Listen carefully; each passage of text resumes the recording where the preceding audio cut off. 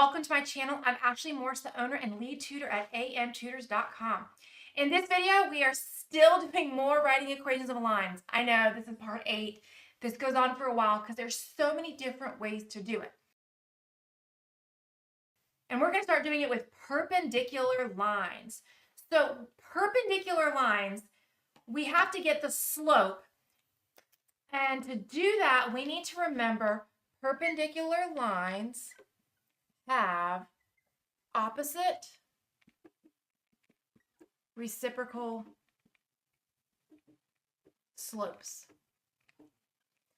So like with our parallel lines, we looked at the equation they give us and we get the slope. So let's take this one and we're going to come down here and we're going to say the slope of that is 4/3.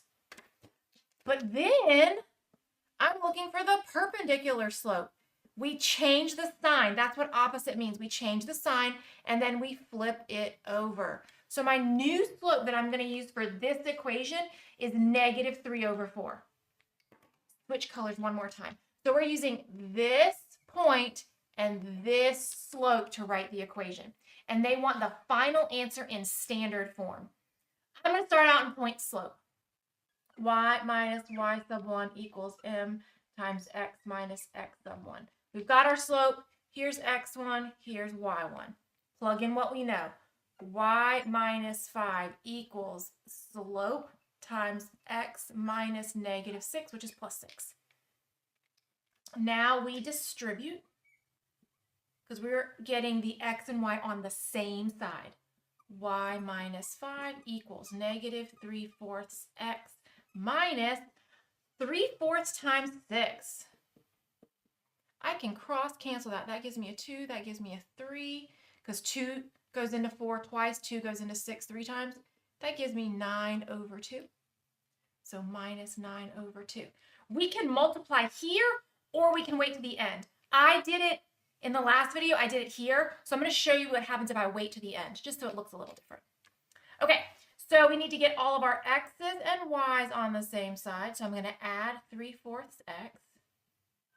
That gives me 3/4 x plus y minus 5 equals -9/2. Careful with this negative right here. We're going to be really careful with that. Then we are going to add 5 to both sides. I'm changing color so we can see all of our steps because sometimes they get tricky. We got to come up here because I'm running out of space. This board is great, but it doesn't give me unlimited space. So 9/2 and 5. See, I can do that over here. 9/2, -9/2, plus 5/1. Get my common denominator. -9/2 plus 10/2. That gives me 1/2. 1/2. Okay, so we did not multiply here to get rid of our fractions. We're waiting until here. We need to multiply by the least common multiple of 4 and 2 because those are the numbers in my denominator. I'm going to multiply everything by 4. And we say everything, we mean everything. All 3 of those pieces. That gives me 3x plus 4y equals 2. And then I'm done because I don't have any fractions, so that's good. And then the number in front of the x is a positive.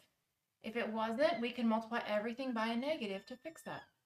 So there's my final answer. I hope that was helpful. If you have any more questions, please reach out to us at amtutors.com. We'd love to set you up with some tutoring sessions with our certified math teachers.